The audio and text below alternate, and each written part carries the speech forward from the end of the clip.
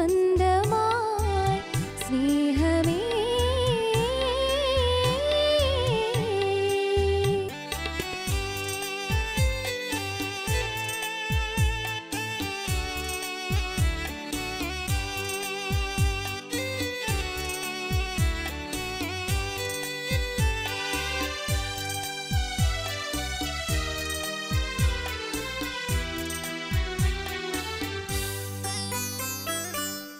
ഇരുളിനെന്നെ തഴുകി വന്നു വെണ്ണിലാവായി വിണ്ണിൽ നിന്നും. ഇരുളിനെന്നെ തഴുകി വന്നു വെണ്ണിലാവായി വിണ്ണിൽ നിന്നും. അരികിൽ വന്നു മഞ്ഞളപ്പോ ഹൃദയനാഥൻ സ്നേഹമായി. കുളിരണിഞ്ഞു ഹൃദയവും സ്നേഹമേ. എന്നെ തേടി തേടി വന്ന എന്നിടയൻ എൻ്റെ നാഥൻ എന്നെ നേടി സ്വന്തമായി സ്നേഹമേ.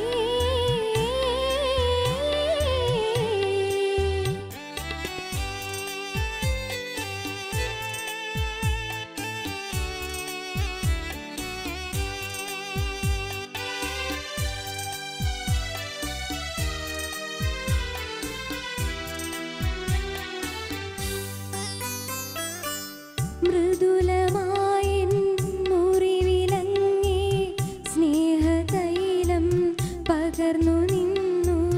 മൃദുലമായൻ മുറിവിലങ്ങേ സ്നേഹതൈലം പകർന്നു നിന്നു.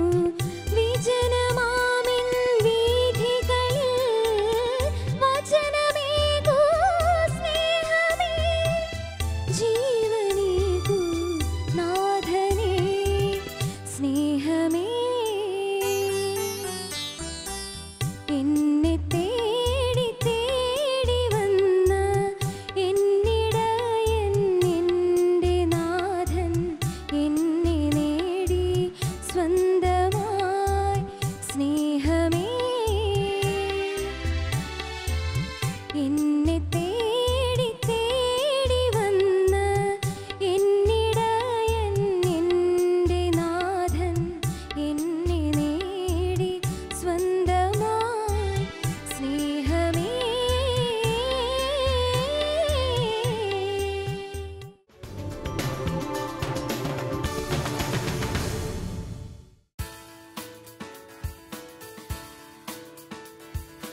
(2002) മുതൽ 5 വർഷക്കാലം തുടർച്ചയായിട്ട് മലയാറ്റൂരേക്ക് ഇവിടുന്ന് തീർത്ഥാടനം പോകാൻ ദൈവകൃപയാൽ ഒരു അനുഗ്രഹം ഉണ്ടായി. അത് ഞങ്ങൾ 7 പേരടങ്ങുന്നു 9 പേരുമായിട്ട് അങ്ങനെ 5 വർഷം തുടർച്ചയായിട്ട് പോയി.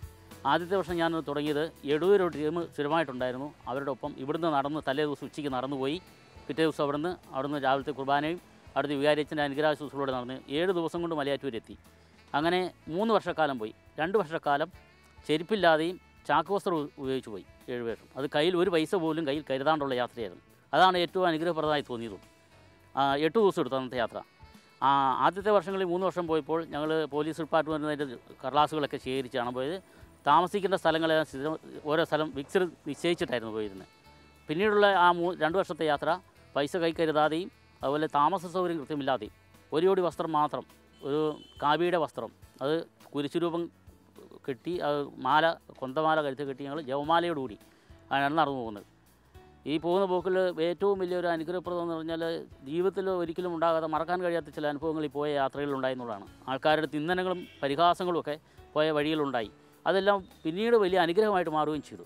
ഇത് പ്രചോദനമേകിയെന്ന് വെച്ചാൽ ആകാശപ്പുറകളുടെ ആത്മീയ പിതാവ് എന്ന് പറയപ്പെടുന്ന ബഹുമാനപ്പെട്ട കുറ്റിക്കലച്ചൻ തുടങ്ങിയ ആകാശപ്പുറകൾ FBA എന്നും പറഞ്ഞൊരു പ്രസ്ഥാനം ഉണ്ടായിരുന്നു. അച്ഛൻ്റെ ഒരു ധ്യാനം ഉണ്ടായിരുന്നു 7 ദിവസത്തെ പ്രേക്ഷിത പരിശീലന ധ്യാനമെന്നും പറഞ്ഞിട്ട്. ഈ ധ്യാനത്തിന് ഒരു ദിവസം ഇങ്ങനെ ഒരു തീർത്ഥാടനം പോകാറുണ്ട്. കാലയിൽ ചെരുപ്പില്ലാതെ കൈ പൈസ ഇല്ലാതെ വിടുമായിരുന്നു തീർത്ഥാടനമായിട്ട്. അപ്പോൾ ഭിക്ഷാടകരായ മക്കളെ കാണുകയും അവർ പോരാൻ താല്പര്യമുള്ളവരെ കൂട്ടിക്കൊണ്ട് വരികയും കയ്യിൽ ഞങ്ങൾക്ക് ആ ഓരോ യാത്രയിൽ പോകുന്ന വഴിക്ക് ഒരുപിടി പൈസകളൊക്കെ കയ്യിൽ കിട്ടുമായിരുന്നു. ഒരു പൈസ കൂടും ഇല്ലാതെ. ഇതാണ് എനിക്ക് പ്രചോദനമാക്കിയത്, പോകാൻ പ്രചോദനം. അങ്ങനെ ഇവിടുന്ന് 5 വർഷക്കാലം ഇങ്ങനെ പോയി. അത് വെച്ച് ഒത്തിരി അനുഗ്രഹപ്രദമായി തീരുകയും ചെയ്തു. 5 വർഷം യാത്ര ചെയ്തതിൽ 1 വർഷം റോഡ് മാർഗമാണ് നടന്നു പോയത്. ഇവിടുന്ന് ഏതാണ്ട് 310 കിലോമീറ്ററിലധികം ദൂരം വരുന്നത് ഈ 7 ദിവസം കൊണ്ട് നടക്കുന്നത്. അത് ബാക്കി 4 വർഷങ്ങളിൽ ഞങ്ങൾ റെയിൽവേ ട്രാക്കും കൂടുതൽ ഉപയോഗിച്ചു, ദൂരം കുറവ് കണക്കാക്കിയിട്ട്. അത് രാത്രി ഒരു 3 മണിക്കും 4 മണിക്കൊക്കെ യാത്ര തുടർന്നാൽ രാവിലെ ഒരു 12 മണിയോടുകൂടി യാത്ര അവസാനിപ്പിക്കും. അങ്ങനെയായിരുന്നു യാത്ര പോയിക്കൊണ്ടിരുന്നത്. അത് കഴിഞ്ഞിട്ട് ഒരു 3 മണിക്കല്ല 4 മണിക്ക് യാത്ര തുടങ്ങും. അതിപ്പോൾ രാത്രി പോയാൽ പരമാവധി ഒരു 8 മണി വരെ പോകുള്ളൂ. അന്നേരം ഞങ്ങൾ ഏതെങ്കിലും വിശ്രമ സ്ഥലങ്ങൾ സംഘടിച്ച് താമസിക്കും. അങ്ങനെയായിരുന്നു പോയിക്കൊണ്ടിരുന്നത്. അത് ഈ പൈസ ഇല്ലാതെ യാത്രയിൽ നിശ്ചയമായ സ്ഥലം നിശ്ചയിച്ചിട്ടൊന്നും അല്ലായിരുന്നു പോക്ക്. കാരണം വെച്ചാൽ എവിടെയെങ്കിലും എത്തിപ്പെടുന്നത് കേൾക്കുക. ഈ ഉടുത്ത വസ്ത്രം അലക്കിയിടും, പിറ്റേ ദിവസം ആ വസ്ത്രം തന്നെ ഉപയോഗിക്കും. രാത്രി ഉപയോഗിക്കാൻ നേരിയ തോതിൽ കൈലിയോ അങ്ങനത്തെ എന്തെങ്കിലും വസ്ത്രങ്ങളേ ഉണ്ടായിരുന്നുള്ളൂ. ഈ ഒരേ വസ്ത്രത്തിൽ തന്നെയാണ് പോകുന്നത്. പോകുന്ന വഴിക്ക് കോൺവെൻറ്റുകൾ, പള്ളികൾ ഇവിടെ കയറും, പ്രാർത്ഥിക്കും. കുർബാന കാണാൻ പറ്റുന്ന സമയങ്ങളിൽ കുർബാന കാണും.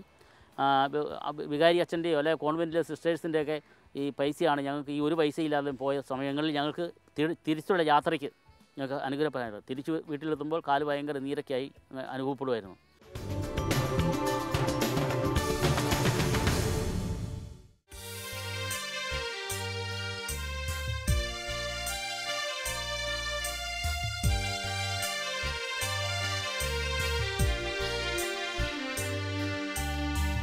കുരിശിലെന്നൊരു നാൾ കൈകൾ വിരിച്ച് വരികയെന്നരികെ നീ വിളിച്ചു. മധുരമാം നിൻ സ്വരം കേൾക്കാതെ ഞാനഹോ മഹിതരും സന്തോഷം തേടിയലഞ്ഞു. കുരിശിലെന്നൊരു നാൾ കൈകൾ വിരിച്ച് വരികയെന്നരികെ നീ വിളിച്ചു. മധുരമാം നിൻ സ്വരം കേൾക്കാതെ ഞാനഹോ മഹിതരും സന്തോഷം തേടിയലഞ്ഞു. കുരിശിലെന്നൊരു നാൾ കൈകൾ വിരിച്ച് വരികയെന്നരികെ നീ വിളിച്ചു.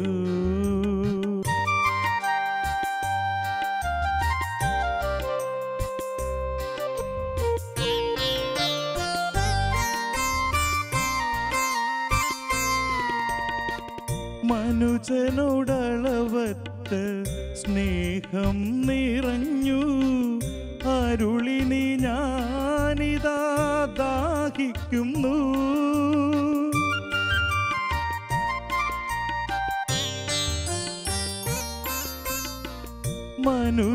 മനുജനോടളവറ്റ സ്നേഹം നിറഞ്ഞു അരുളിനി ഞാനിതാ ദാഹിക്കുന്നു. തിരുമൊഴി കേൾക്കാതെ എൻ വഴി പോയി ഞാൻ ബധിരനായി അന്ധനായി അകലെയലഞ്ഞു. കുരിശിലെന്നൊരു നാൾ കൈകൾ വിരിച്ച് വരികയെന്നരികെ നീ വിളിച്ചു.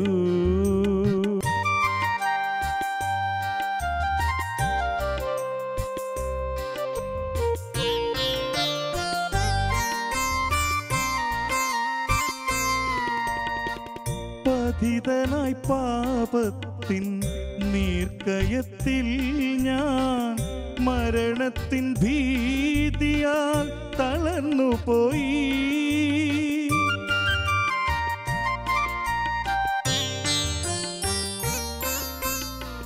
പതിതനായി പാപത്തിൻ നീർക്കയത്തിൽ ഞാൻ മരണത്തിൻ ഭീതിയാൽ തളർന്നുപോയി.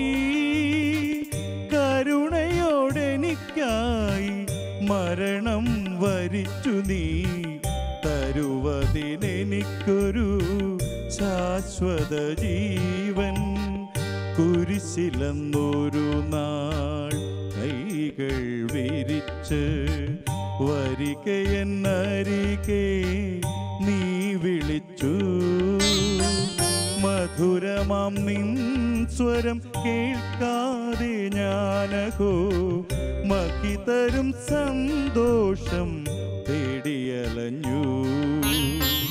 കുരിശിലെന്നൊരു നാൾ കൈകൾ വിരിച്ച് വരികയെന്നരികെ നീ വിളിച്ചു.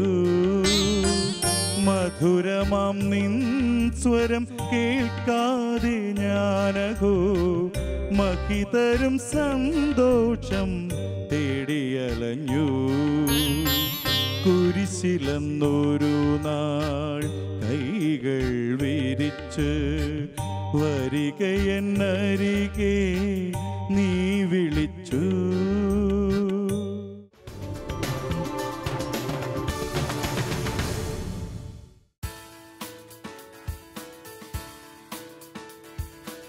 സാഹചര്യം സാമ്പത്തികമായിട്ട് കഴിവില്ലായിരുന്നു.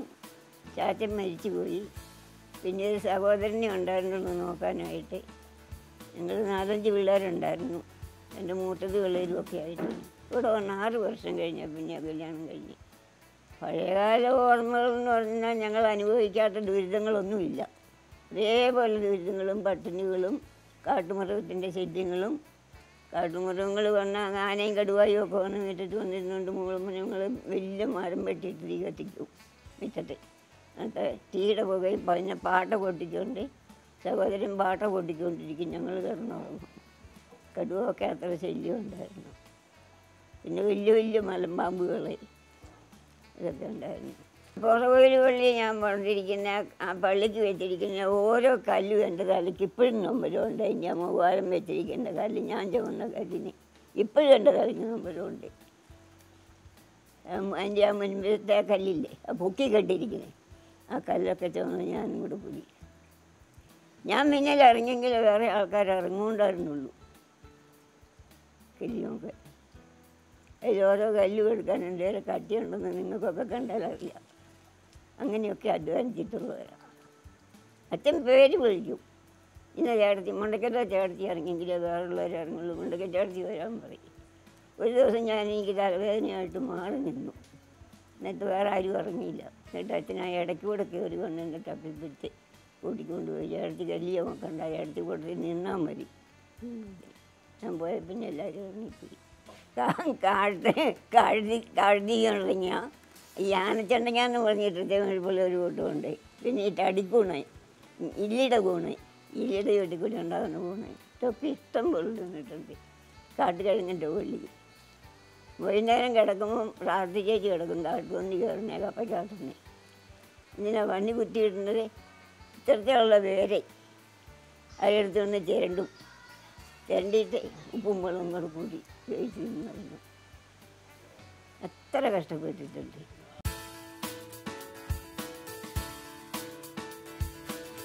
മലമ്പനി, തുള്ളപ്പനി, ഒന്നും കൊണ്ടാണ് തുള്ളപ്പനി, പിന്നെ മലമ്പനി. ഇന്ന് വേണ്ട പനി എന്ന് പറഞ്ഞാൽ ഭയങ്കര പനിയാറും. ആശുപത്രി കൊണ്ടുവന്നാൽ ചുമക്കണം, ഇരുട്ടിക്ക് നാഗവും ഇല്ലെങ്കിൽ തടയുക. ചുമന്ന കൊണ്ടുവന്ന് ഇവിടെ എന്തെങ്കിലും അസുഖമായി കഴിഞ്ഞാൽ അങ്ങനത്തെ ആൾക്കാർ എല്ലാവരും കൂടെ അന്ന് ആൾക്കാർ കുറവാണുള്ളത്. കുറച്ച് ആൾക്കാർ കൂടും. 8-10 കുടുംബക്കാരുണ്ട് ഈ ഭാഗത്ത് ഒട്ടാകെ. എല്ലാവരും കൂടെ കൂടി എടുത്തുകൊണ്ട് പോകും. വാലാവ ഉലൗറാവല ഉഹാല കുടിര അന്മാതുവക്കുടിശ ലകവേലുല ദൗസുൽത്താമറിയം യമ്മേ ലാലാഹ.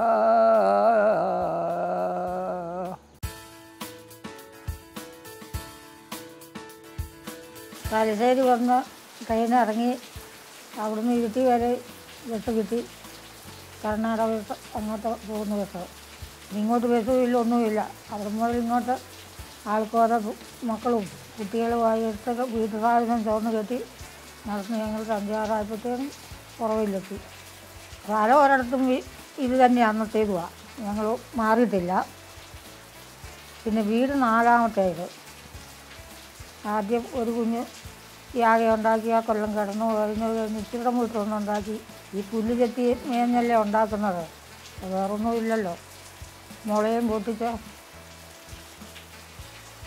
പിന്നെ ഇവിടെ വന്നിട്ട് 28ാം ദിവസം കല്യാണവും കഴിഞ്ഞ് ഇവിടെ ഈ വീട്ടിൽ വന്നു.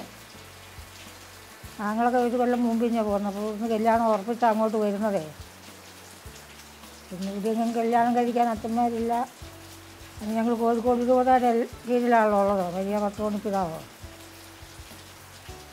മംഗലാപുരത്തുനിന്ന് വരുന്നവർ അച്ഛൻ കുന്നോത്ത് അൽമിരാന്തെന്ന് പറഞ്ഞൊരു അച്ഛനുണ്ട്. ഈ മലയാളമൊന്നും അറിയത്തില്ല, അച്ഛനാണ് ഞങ്ങളെ കെട്ടിച്ചത്, കല്യാണം കഴിച്ചത്.